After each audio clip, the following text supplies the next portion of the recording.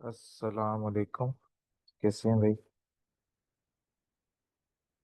उम्मीद है खैरियत से होंगे। चलिए। जी, हम अपनी अब क्लास शुरू करते हैं। आवाज़ सही आ रही है? आवाज़ का मुझे बता दें यार काइंडली। आवाज़ सही आ रही है कि नहीं?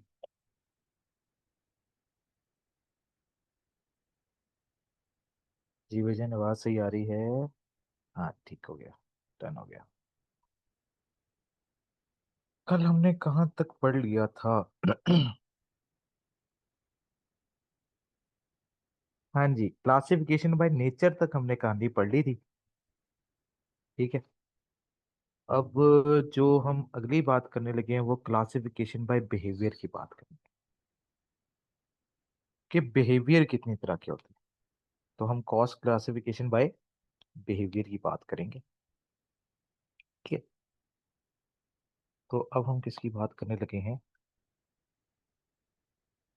Cost classification by behaviour. Behaviour मेरे पास कितनी तरह के हैं? बिहेवियर बेसिकली मेरे पास है चार तरह के। ठीक है। Number one, fixed.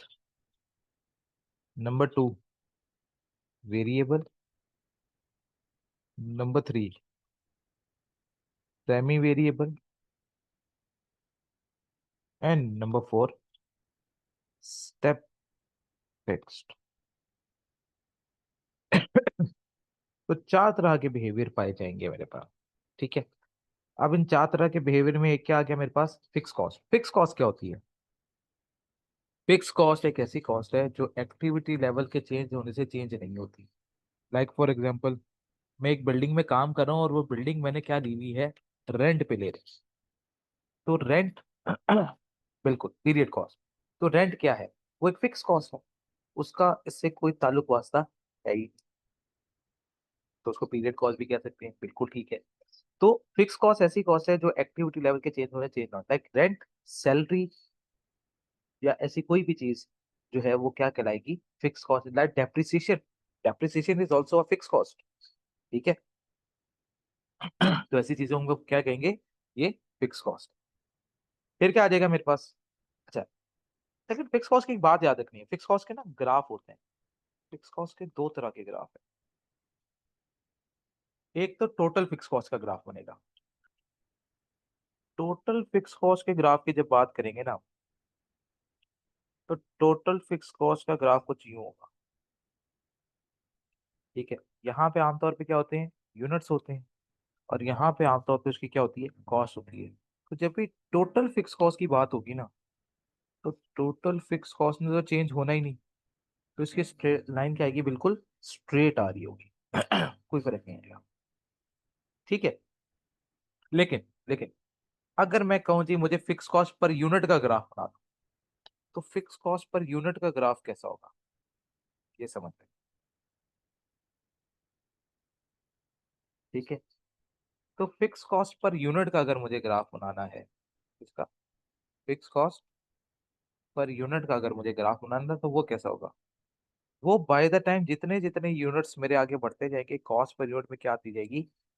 कमी आती जाएगी। तो ये डाउनवर्ड डायरेक्शन में जाएगा। ठीक है।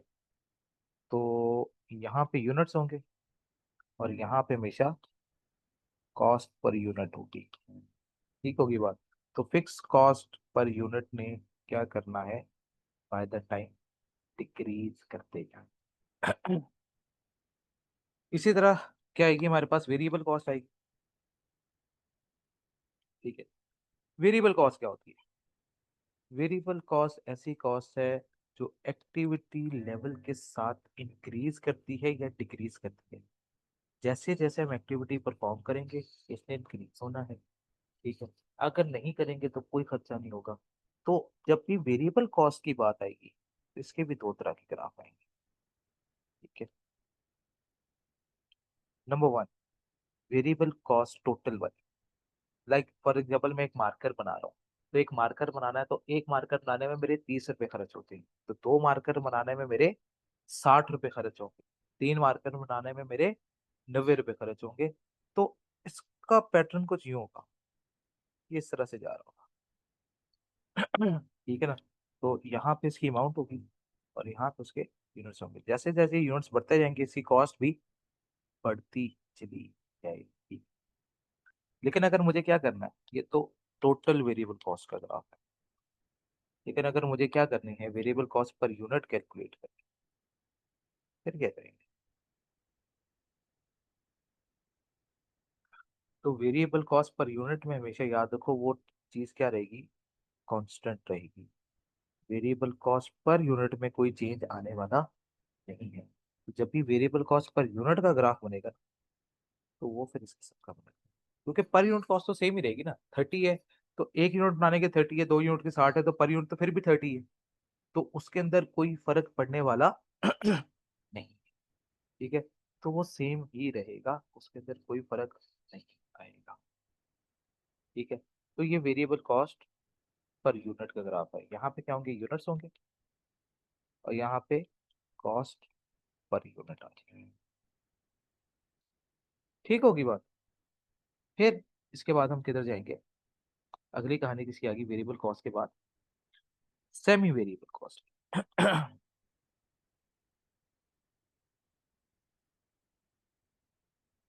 सेमी वेरिएबल कॉस्ट क्या है, जिसमें कुछ हिस्सा फिक्स है और कुछ हिस्सा वेरिएबल है। ठीक है ना। तो इसका ग्राफ जो है कुछ ऐसे होगा।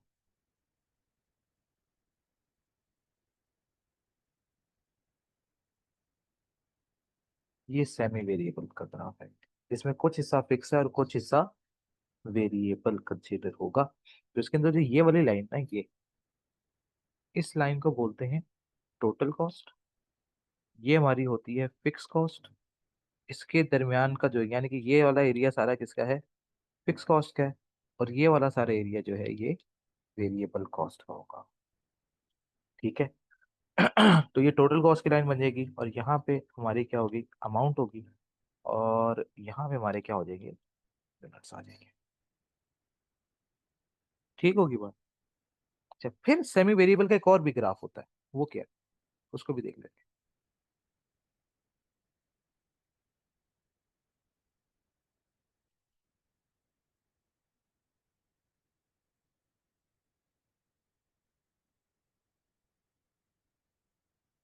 एक ये भी सेमी वेरिएबल का ग्राफ, इसमें कुछ हिस्सा फिक्स है और कुछ हिस्सा वेरिएबल है। ये जो इतना पोर्शन है ये फिक्स रहेगा। ठीक है, स्पेसिफिक यूनिट्स तक। और उसके बाद क्या होना चाहिए, शुरू हो जाएगा उसके अंदर चेंजेस आना शुरू हो जाएंगे। ठीक है। तो ये भी किसका ग्राफ कहलाएगा, सेमी वेरिएबल का ग्राफ कहलाएगा। ठीक होगी ना बात।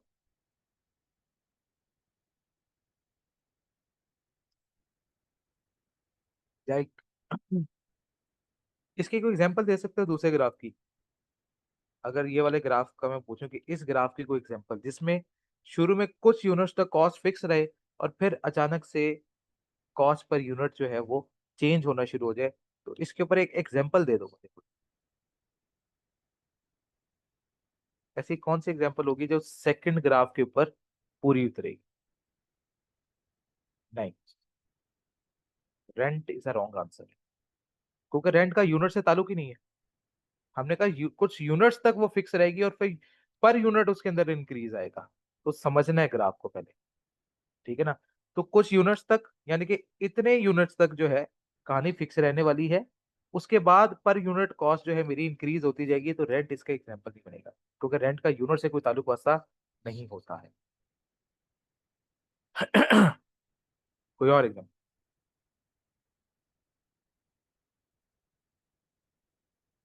सोचो।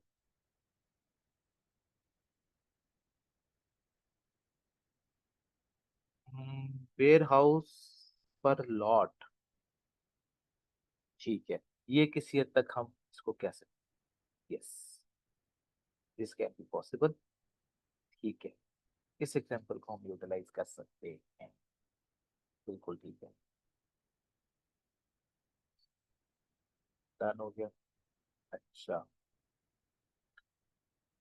अ, और वैसे जो सही बेहतर और एक बेहतर एग्जाम्पल है, जैसे होता है हम किसी को कमीशन देते हैं, सेल्समैन, सेल्समैन की commission is the best example. ठीक है ना।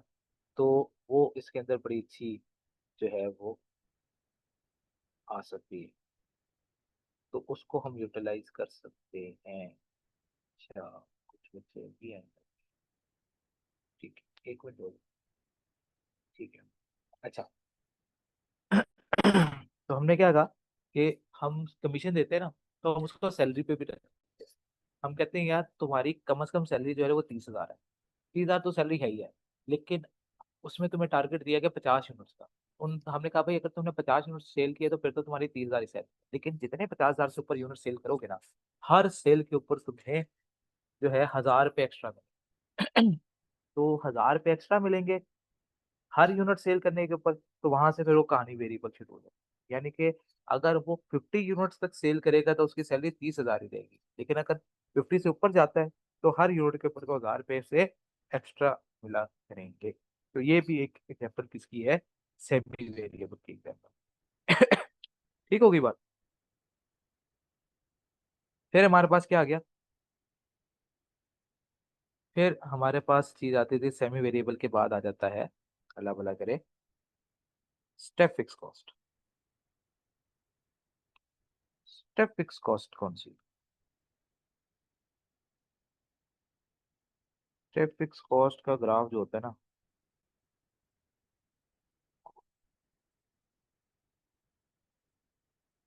वो कुछ ऐसा होगा।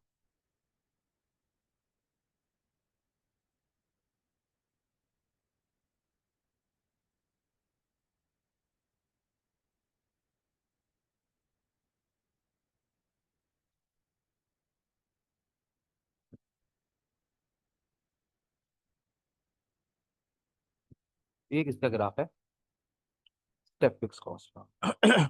ठीक है ना। तो इसको हम कहेंगे ये स्टेप फिक्स कॉस्ट का ग्राफ है। ये कब इस्तेमाल होता है? इसके लिए हमने कहा भाई कि एक स्पेसिफिक यूनिट्स तक कॉस्ट सेम रहेगी। लाइक हमने कहा भाई मेरे पास एक वेयर हाउस मौजूद है, उस वेयर हाउस की जो कैपेसिटी है ना, ठीक है, उस वेयर हाउस की जो कैपेसिटी है वो फॉर एग्जाम्पल 10,000 यूनिट संभालने की है। तो हमने कहा जी 10,000 यूनिट्स तक तो आपका रेंट सेम ही रहेगा, क्योंकि वो वेयर हाउस मैंने रेंट पे लिया हुआ है। तो रेंट रहेगा उसका फॉर एग्जाम्पल 40,000। ठीक है, जैसे ही वो 10,000 यूनिट्स मेरे क्या हो जाएंगे, कंप्लीट हो जाएंगे। ठीक है, जैसे ही मेरे वो 10,000 यूनिट्स क्या हो जाएंगे, कंप्लीट हो जाएंगे, तो फिर हम क्या करेंगे, मुझे एक एक्स्ट्रा वेयर हाउस जो है वो रेंट पे लेना पड़ेगा। तो अचानक से क्या होगा, मेरी जो फिक्स कॉस्ट है उसके अंदर क्या आ जाएगा, इंक्रीज आ जाएगा। ठीक है। फिर फॉर एग्जाम्पल नया वेयर हाउस जो है वो 5,000 यूनिट्स तक अपने पास रख सकता है, उसकी कैपेसिटी 5,000 की है। तो यानी कि फॉर एग्जाम्पल पहले 10,000 यूनिट्स के लिए तो फिक्स कॉस्ट ये रहेगी। ठीक है।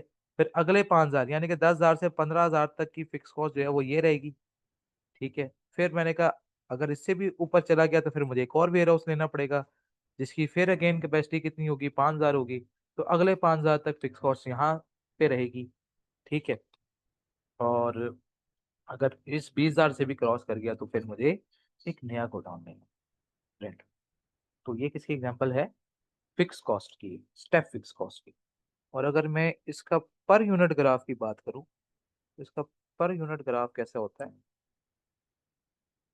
एक डिक्लाइन आएगा, फिर एक स्टेप अप होगा, फिर एक डिक्लाइन आएगा, फिर एक स्टेप अप होगा, फिर डिक्लाइन आएगा। तो इस तरह से हमारा स्टेप फिक्स कॉस्ट का हमारा पर यूनिट का ग्राफ बना है। ठीक है, जिसमें यहाँ पे यूनिट्स होंगे और यहाँ पे कॉस्ट पर यूनिट। तो fix cost, variable cost, semi variable cost और स्टेप फिक्स कॉस्ट में कोई मसला? सुपरवाइजर की सैलरी, सुपरवाइजर की सैलरी हम कह सकते हैं हाँ, अगर उसके अंदर हम उसको काम ज्यादा दे दें तब कर सकते हैं, उसकी कंडीशन है। नॉर्मली नहीं होता, नॉर्मली सुपरवाइजर की सैलरी फिक्स है। हाँ, लेकिन अगर आप उसका टास्क डबल कर दो तो यस। ठीक है। वो कहे जी मैं इतने लोगों को देखूंगा, फॉर एग्जाम्पल उसने कहा जी मैं मैं सुपरवाइज करूंगा 100 लोगों को, अगर 100 से ऊपर मुझे सुपरवाइज करने को कहे तो फिर मैं सैलरी ज्यादा लूंगा, तो यस, देन आप कह सकते हो कि वो स्टेप फिक्स कॉस्ट के अंदर एंटर हो सकता है। बिल्कुल ठीक।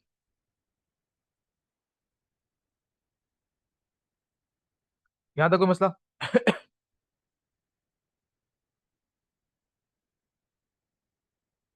कोई सवाल? ठीक है, ठीक हो गया फिर। हम कहाँ तक थे भाई? ठीक हो गया। लो फिर क्वेश्चन नंबर 2 चलते हैं।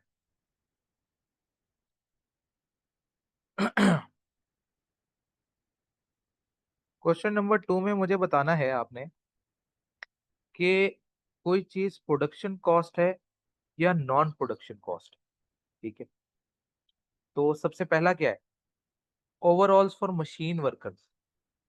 मशीन वर्कर्स हैं, तो प्रोडक्शन कॉस्ट है या नॉन प्रोडक्शन कॉस्ट है?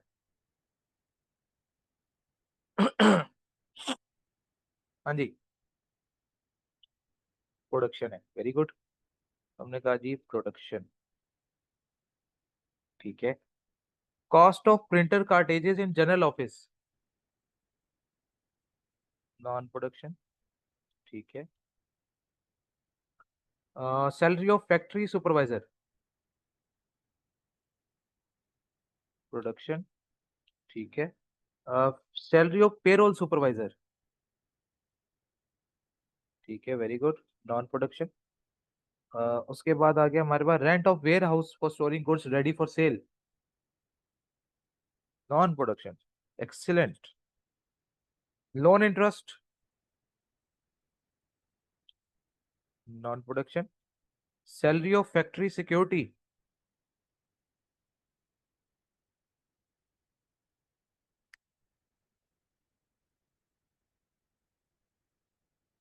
हाँ भाई काके, हाँ वेरी गुड, प्रोडक्शन, क्योंकि फैक्ट्री की बातें हो रही है। एक्सीलेंट। क्वेश्चन नंबर 3 में भी सीधा बताना है प्रोडक्शन है कि नॉन प्रोडक्शन है। Early settlement discount for production for customers who pay early, non production. ठीक है। Salary of chairman PA, non production. Road tax license for delivery vehicles, ठीक है, non production. Bank overdraft fees, non production. Salesman commission,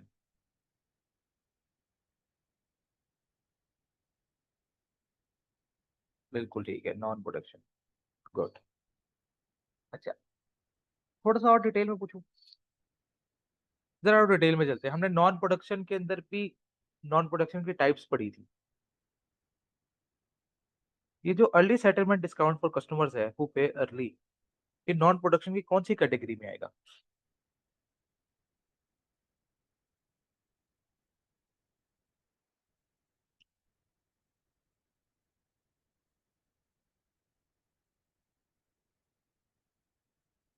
बता सकते हो? अच्छा चलो, मैं कुछ नाम लिख देता हूँ तुम्हारे सामने फिलहाल के लिए। एडमिन, सेलिंग, डिस्ट्रीब्यूशन, ठीक है, फिर फाइनेंस, फिर मार्केटिंग। ये 5 ऑप्शन है। अब मुझे बताओ, अर्ली सेटलमेंट डिस्काउंट किस में डालें?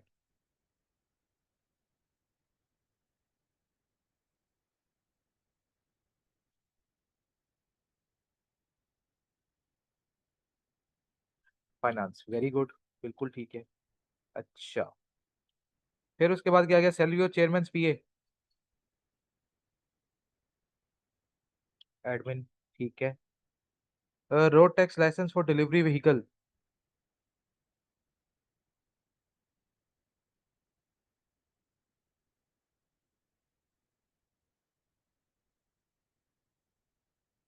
डिस्ट्रीब्यूशन, ठीक है। Next, bank overdraft fees, finance, very good. Salesman की कमीशन, मार्केटिंग, नहीं, it's a selling cost. Salesman को हम कमीशन क्यों देते हैं? सेल करने के लिए। तो ये सेलिंग कॉस्ट में आएगा, मार्केटिंग में नहीं आएगा। ठीक है। हाँ। मार्केटिंग तो होती है एडवर्टीजमेंट, अगर एडवर्टीजमेंट कहीं आ रही होती तो यस, उसको हम मार्केटिंग का पार्ट बना सकते थे। ठीक है। लेकिन सेल्समैन को हम कमीशन क्यों देते हैं? उसको वो सीधे सेल करे तो सेलिंग कॉस्ट है बेसिकली। ठीक है। अच्छा। क्वेश्चन नंबर 4 एक एमसीक्यूज है। तो एमसीक्यूज में बताना है, which of the following will be classified as indirect labour? इसमें से कौन सी इनडायरेक्ट लेबर है? Option A, option B, option C, option D.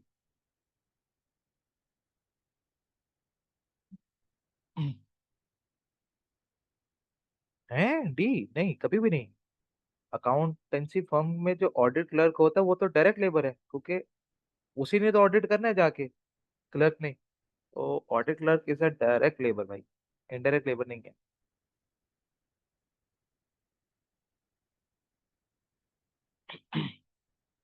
तो उसका जवाब होगा store assistant in a factory store.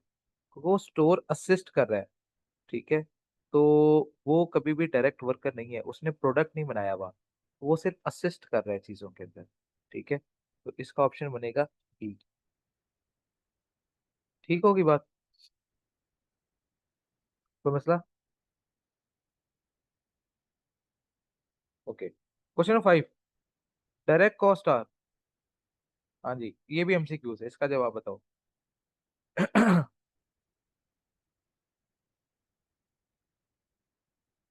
Direct cost की दो ट्रीज थी, वो क्या थी? Cost per unit accurately measure होनी चाहिए, एक्यूरेटली मेजरेबल होनी चाहिए। ठीक है। और क्या था? और डायरेक्टली इन्वॉल्वमेंट प्रोडक्शन होना चाहिए।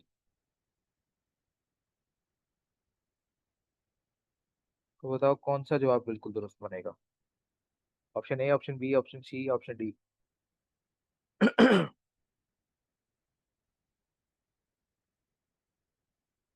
ऑप्शन डी बिल्कुल ठीक है। No no, very.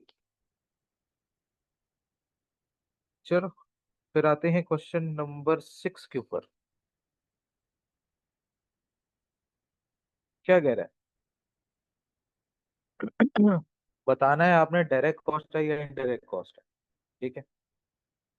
Production supervisor salary direct cost या इनडायरेक्ट कॉस्ट?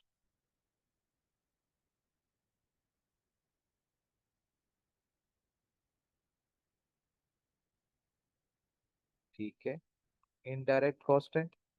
और कैटेगरी ऑफ ओवरहेड क्या बनेगी?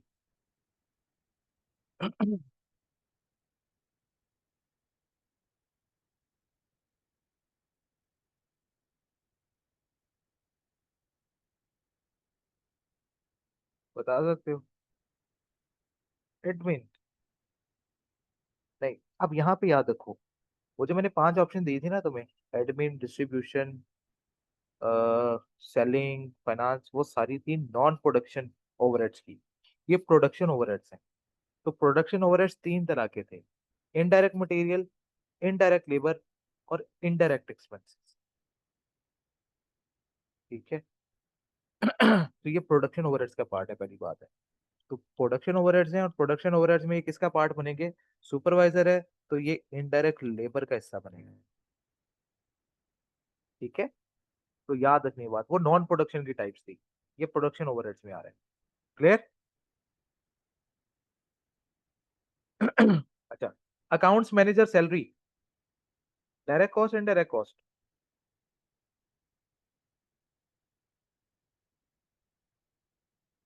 इनडायरेक्ट कॉस्ट, ठीक है।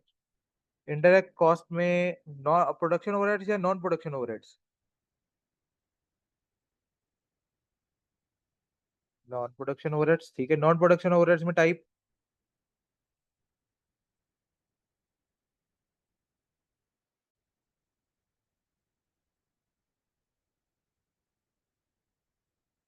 Admin, very good. डेप्रिसिएशन और delivery vans, direct cost indirect cost.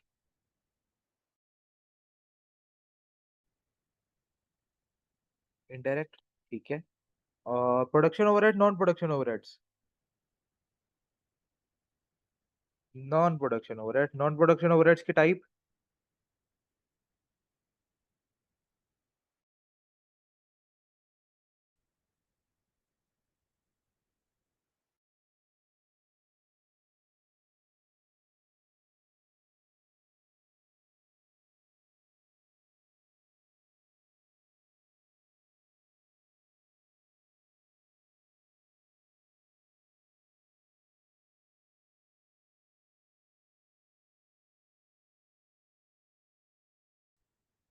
Distribution direct cost indirect cost.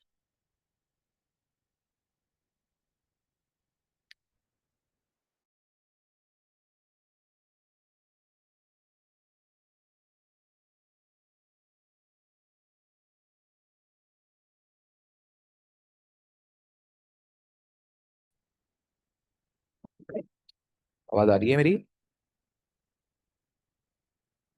ठीक है। Indirect cost, okay. Indirect cost production overheads या non production overheads? Production overheads, ठीक है। प्रोडक्शन ओवरहेड्स में type.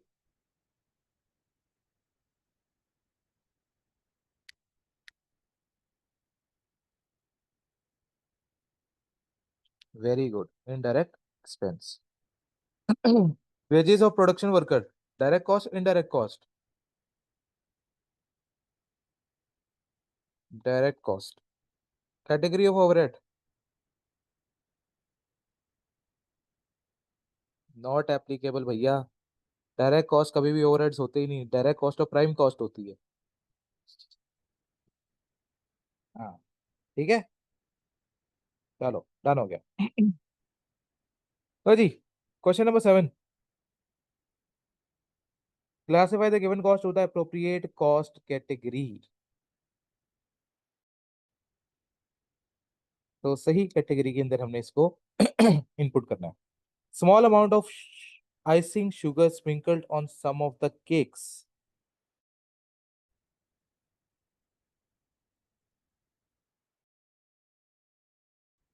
किस में आएगा? Direct material, direct labour, direct expenses, indirect material, indirect labour, indirect expenses या नॉन प्रोडक्शन ओवरहेड्स? नहीं नहीं नहीं, अब इनमें से बताना है। ये ज्यादा डिटेल्ड हो चुका है। इनमें से चूज करना है। इनडायरेक्ट में कौन सा, अगर इनडायरेक्ट कह रहे हो तो कौन सा?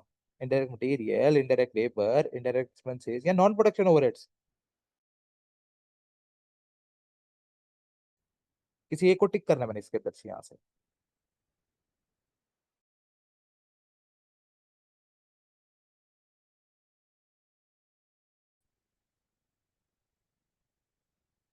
हाँ जी, बताओ किसको करें।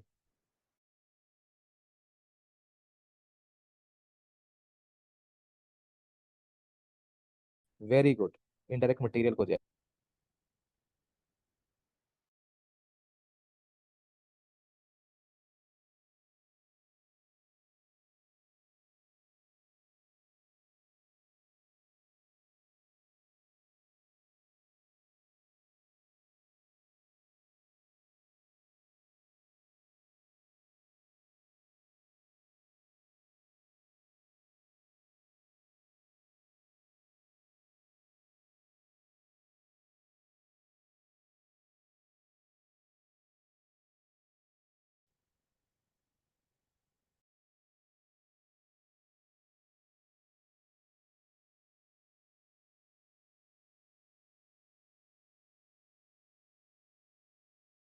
हाँ, वो बीच में नेट चला गया था मेरा।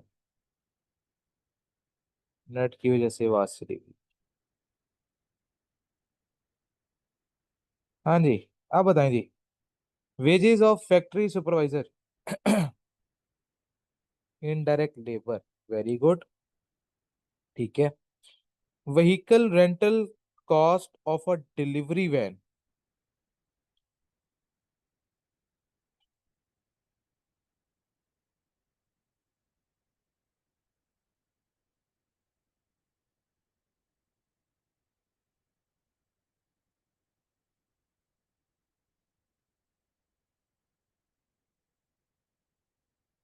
हाँ जी भाई, व्हीकल रेंटल।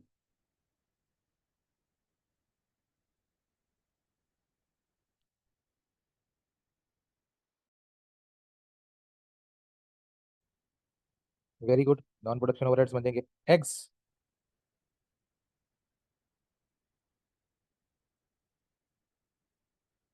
डायरेक्ट मटेरियल, ठीक है। Wages of the person who pack the bread at the end of the production line.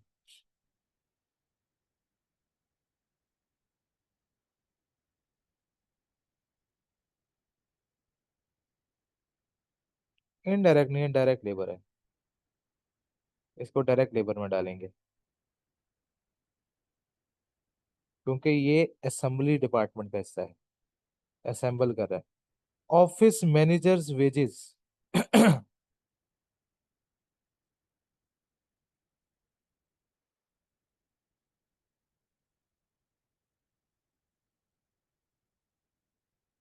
अच्छा, अब मुझे ये बताओ, कौन से ऑफिस की बात हो रही है, पहला सवाल। फैक्ट्री के ऑफिस की बात हो रही है, फैक्ट्री के बाहर के ऑफिस की बात हो रही है?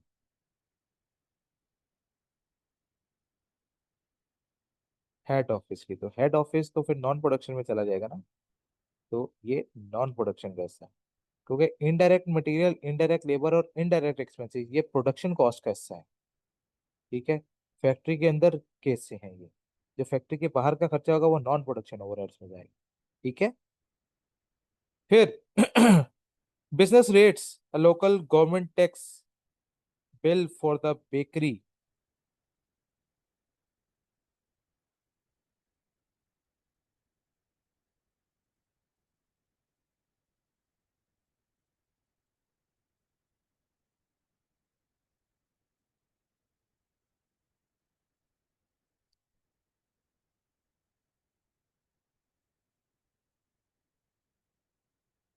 Business rate, local government bill for the bakery. ठीक है।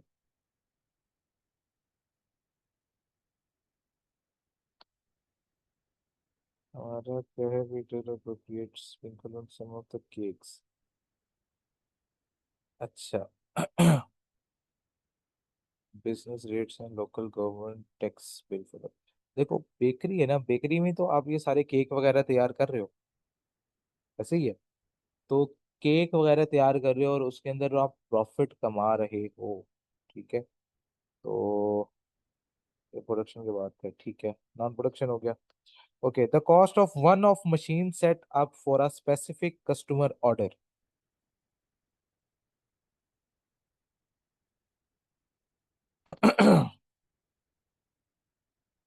स्पेशल कस्टमर ऑर्डर के ऊपर हमने एक मशीन सेटअप किया।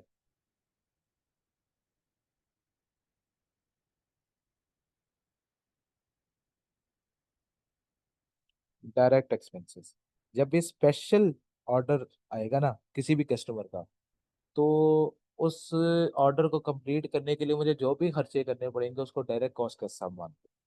तो वो हमेशा किसका हिस्सा बनता है, डायरेक्ट कॉस्ट का हिस्सा बनता है, क्योंकि वो स्पेशल रिक्वेस्ट के ऊपर हमने वो खर्चे किए होते हैं, सिर्फ उसी ऑर्डर को कंप्लीट करने के लिए। तो स्पेशलाइज्ड ऑर्डर कह दे, स्पेशल ऑर्डर कह दे, ठीक है, ऑन डिमांड कह दे। तो इसका मतलब है कस्टमर की डिमांड पे मैंने ये काम किया है। तो उस डिमांड को पूरा करने के लिए जितने भी मेरे खर्चे होंगे उसको मैं डायरेक्ट कॉस्ट का हिस्सा बनाऊंगा। तो उसके लिए जो भी मटेरियल लगा होगा, जो भी लेबर लगी होगी, बेशक बेशक वो सुपरवाइजर ही क्यों ना हो। ठीक है, सुपरवाइजर है, कोई भी है, तो हमने क्या कहना है, कि भाई ये डायरेक्ट कॉस्ट का हिस्सा है। वो तब स्पेसिफिक हो जाता है। ठीक है। तो उस सूरत में हम उसको डायरेक्ट कॉस्ट का हिस्सा बनाएंगे। क्लियर होगी बात? कोई मसला?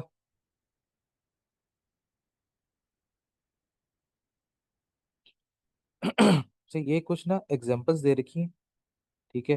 फिक्स कॉस्ट के बारे में, वेरिएबल कॉस्ट के बारे में, सेमी वेरिएबल है, फिर उसके बाद स्टेप फिक्स कॉस्ट है। हर एक के ऊपर चीजें जो है जरा थोड़ी सी डिटेल में बताएंगे। तो एक बार ये रीड आउट जरूर कर लेना। ठीक है, इसको छोड़ना नहीं है। ठीक है, तो इसको रीड आउट लाजमी करना। ठीक है। तो ये रीड आउट कर लेना। तो फिर भी कोई मसला आए तो आपने मुझसे पूछ लेना है। डन हो गई बात?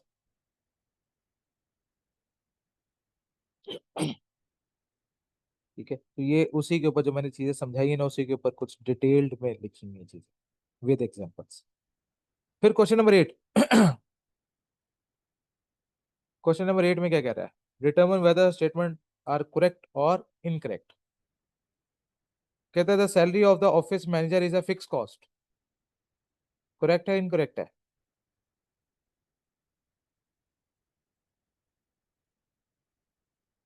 करेक्ट है, बिल्कुल ठीक है। The wages of a delivery driver paid at an early rate are always a variable cost.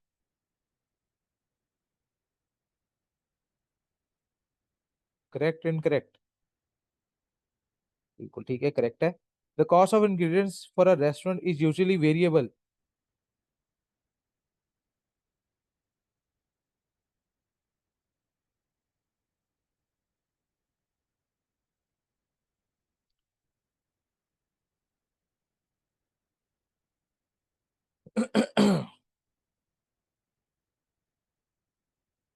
ठीक है। Question number 9।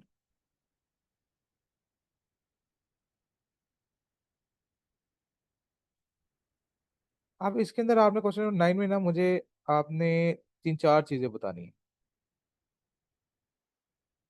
इसका एलिमेंट भी बताना है, इसका फंक्शन भी बताना है, इसका नेचर भी बताना है, और इसका बिहेवियर भी बताना है। वुडन शीट, एलिमेंट कौन सा बनेगा? एलिमेंट है मटेरियल, ठीक है। Function? Production, very good. Nature? Direct है, वेरी गुड। और बिहेवियर इसका क्या है?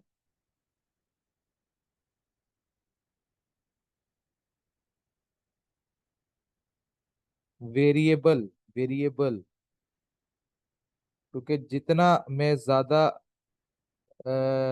टेबल्स बनाऊंगा उतनी ज्यादा वुडन शीट्स मेरी जो है वो यूटिलाइज होंगी। ठीक है, तो वेरिएबल हो जाएगा। Salary of store keeper?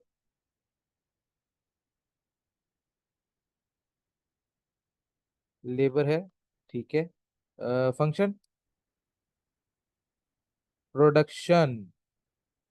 Store हमेशा जो होता है वो फैक्ट्री के अंदर होता है, क्योंकि वो रॉ मटेरियल संभाला जाता है। अगर वेयर हाउस होगा तो वो फिनिश गुड्स का होता है, तो वेयर हाउस हमेशा फैक्ट्री के बाहर होता है। तो स्टोर की जब भी बात होगी तो वो प्रोडक्शन होगा, और जब भी वेयर हाउस की बात होगी तो नॉन प्रोडक्शन होगा। ठीक है। नेचर? Direct indirect?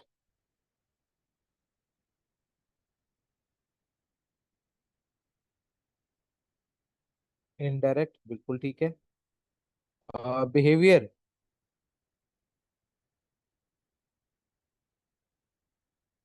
फिक्स है, ठीक है। नेल या ग्लू, एलिमेंट?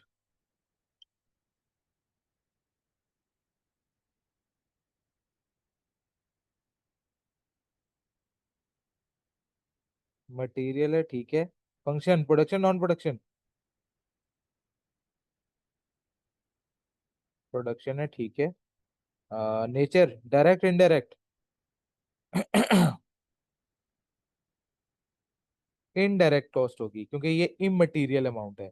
जब भी कोई इमटेरियल अमाउंट की चीज आएगी तो उसको इनडायरेक्ट कॉस्ट कैसा बनाएंगे, डायरेक्ट कॉस्ट कैसा नहीं बनाएंगे। क्योंकि नेल या ग्लू इतनी माइनर कॉस्ट होती है ना, तो हम इसको इनडायरेक्ट कॉस्ट कैसा बनाते हैं।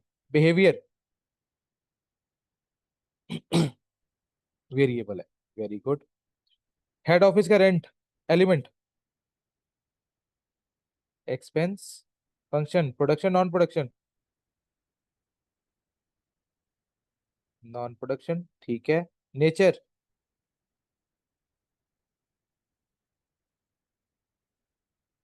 Direct indirect? Indirect cost. Behaviour? Fix है, ठीक हो गया, good. Salary of production worker, element?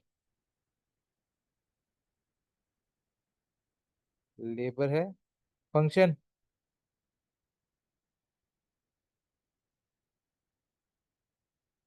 Production. Nature?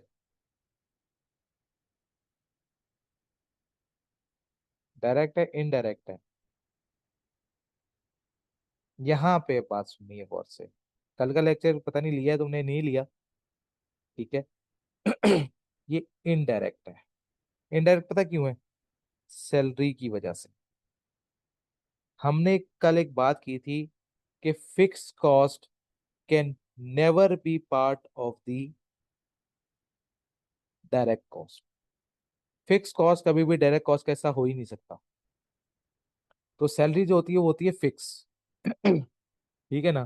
तो फिक्स कॉस्ट कभी भी डायरेक्ट कॉस्ट का ऐसा बनेगी ही नहीं। ये रूल याद रखना। हाँ, वेजेस होती है तो तुम्हारा जवाब ठीक था। Wages of production worker, yes it's a direct cost and it's behaviour is variable. लेकिन फिक्स कॉस्ट ने कभी भी जिंदगी में डायरेक्ट कॉस्ट का हिस्सा बनना ही नहीं। ठीक होगी बात? कोई मसला?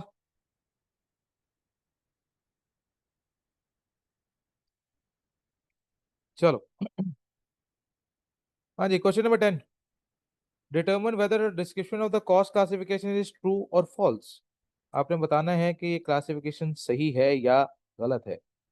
Ravi classifies the cost of delivering products to local cafes as distribution cost, and this is an example of classifying cost by function. बताना है कि ये ट्रू है या फॉल्स है।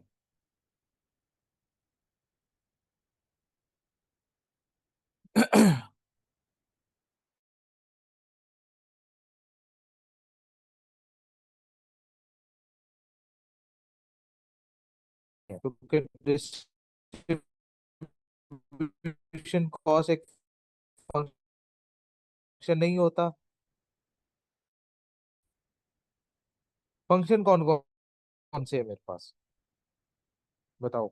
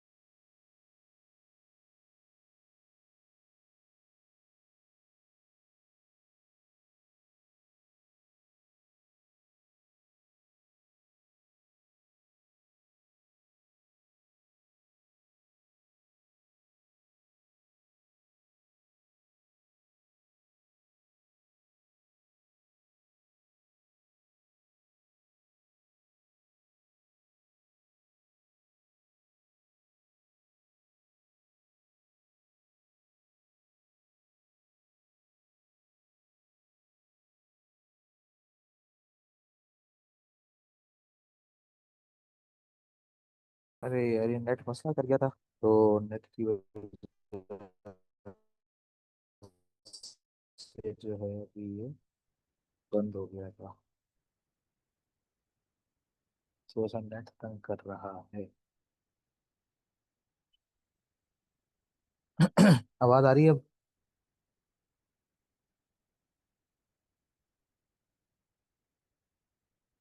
चलो ठीक। हाँ, तो हम क्या बात कर रहे थे? फंक्शन में क्या क्या चीज आती है? प्रोडक्शन है और एक नॉन प्रोडक्शन। तो इसमें इस किस्म का कोई जिक्र उसने नहीं किया। तो ठीक है, हम इसको false production cost is between the ingredients used and the wages of employees working in the bakery. This is an example of classifying cost by behavior.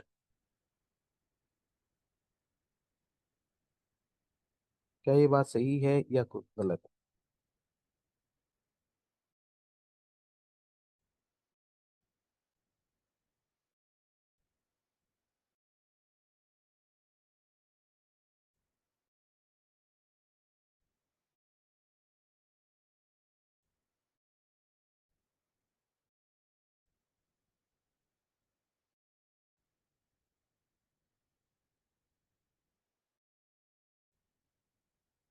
ठीक है, जैसे इंग्रेडिएंट्स संभाल लोगे वैसे वैसे।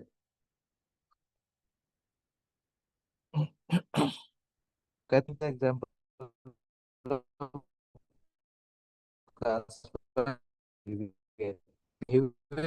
क्या?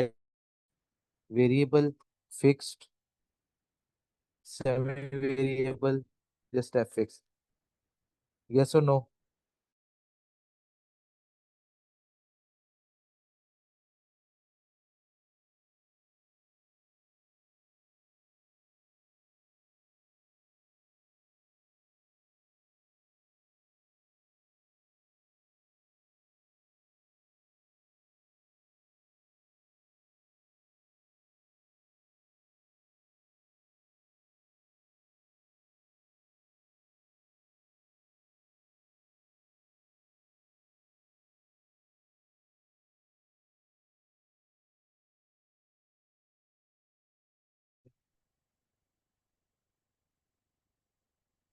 ये जो कुछ ज्यादा ही आइडिया था कि इतना ज्यादा तंग करेगा,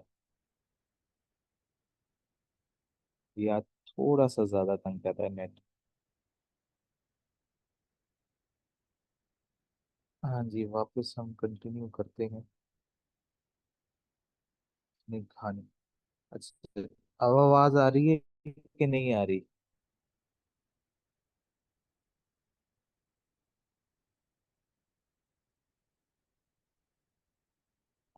ठीक है। अब कहाँ, अब आवाज क्लियर हो गई है? तो ठीक है, अगर अब आवाज क्लियर है तो फिर हम कहानी शुरू कर देते हैं। ठीक है। अच्छा, तो हम किस पे थे? रवि भैया पे थे। रवि भैया की हम बातें कर रहे थे कि वो क्या करेगा। ठीक है, तो आ जाते हैं वापस सवाल के ऊपर। कौन सा कर रहे थे हम? पहला कर लिया था कि दूसरा करना था हमें?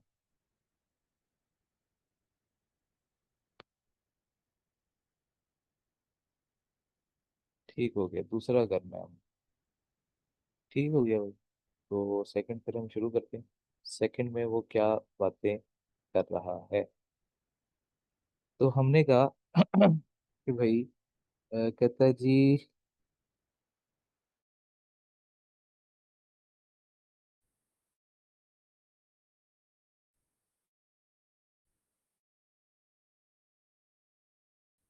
Rabi's analysis of RQB's main production causes between ingredients used, कि उसने जो इंग्रेडिएंट इस्तेमाल किए, ठीक है, वो देख पहले द वेजेस एम्प्लॉयज। वेजेस क्या होती है? वेजेस हम किस लिए? ऐसे ही। तो वो दिहाड़ी के अंदर हम उसको काउंट कर रहे होते हैं बेसिकली। Net Y? एक मिनट यार, मुझे दोबारा से मैं चेक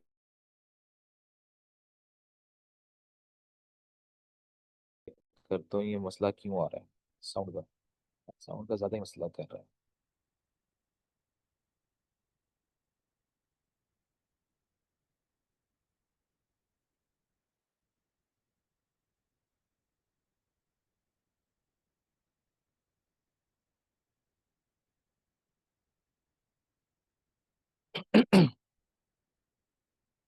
हेलो हेलो।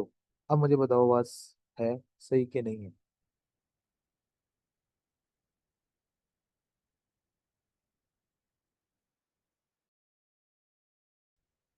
आवाज ठीक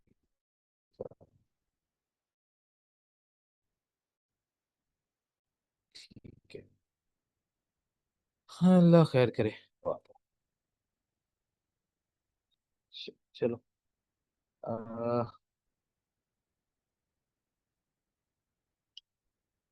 कौन सा कर रहे हैं, थर्ड करना है हमने।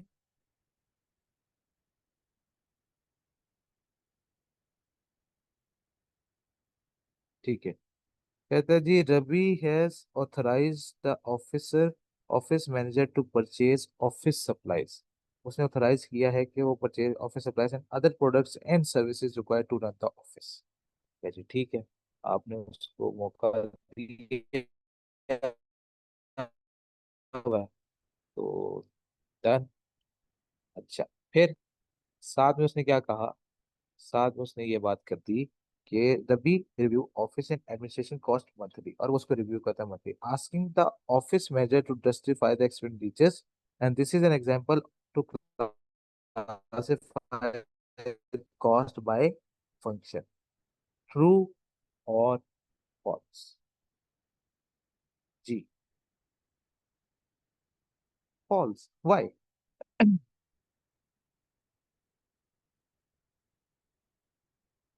रीजन।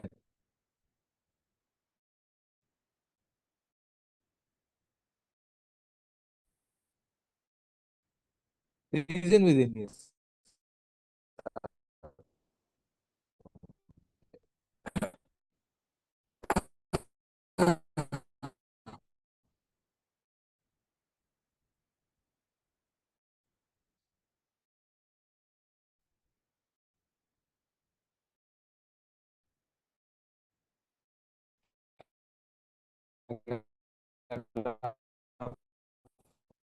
फॉल्स कह रहे हो कि भाई फॉल्स है, तो ये फॉल्स क्यों। The reason behind.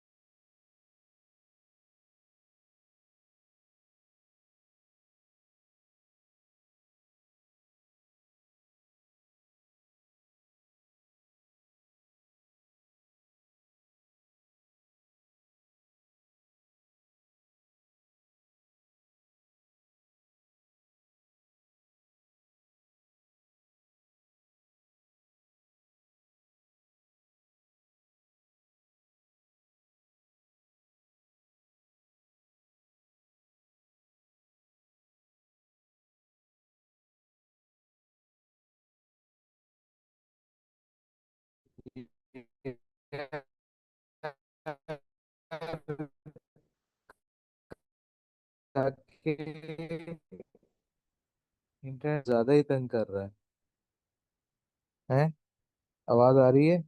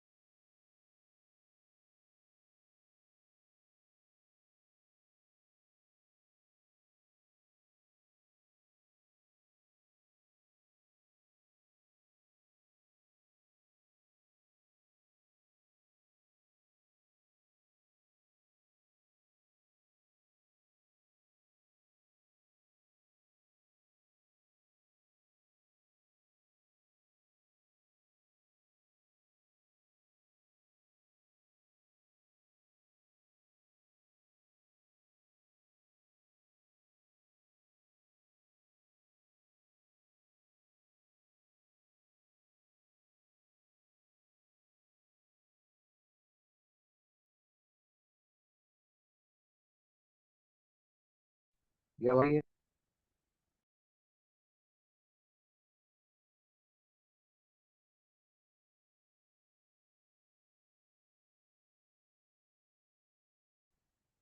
मुबीन आवाज आ रही है? Hello hello.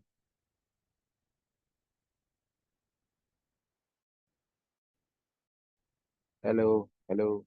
आवाज आ रही है कि नहीं आ रही है? यार अभी आवाज, मेरा इंटरनेट का कोई मसला ही आ रहा है पीछे से।